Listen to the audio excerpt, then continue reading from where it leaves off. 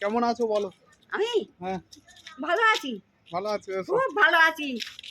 আমার নাচ জামাইকে পেয়ে আমি খুব ভালো হয়ে গেছি এখন। দিশার বর, হ্যাঁ দিশার বরের সঙ্গে কথা হয়েছে?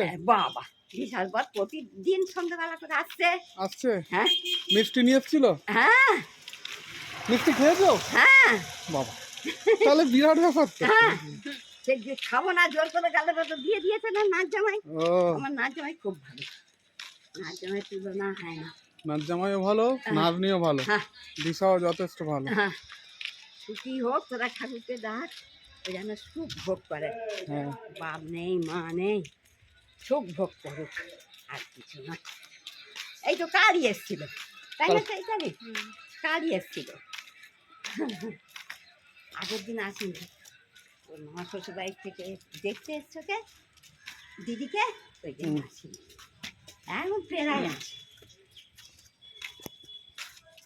টাকা এলো, টাকা তুলবে? পেনশনের টাকা? না পেনশন তোলা হয়ে গেছে। তাহলে কি টাকা? টাকাটা আমার দরকার, ওই জন্য। কত টাকা তুলবে? ৬,০০০ টাকা। এসো এসো।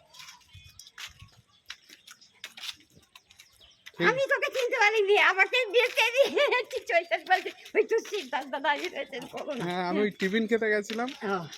ও বাড়ি যাস না ভাত খেতে? না, বাড়িতে যাই না, ও এখানেই খেয়ে নি। ও ভালো করেছি। আর এই রোদ্দুরে যাওয়ার থেকে এখানেই খাওয়া ভালো।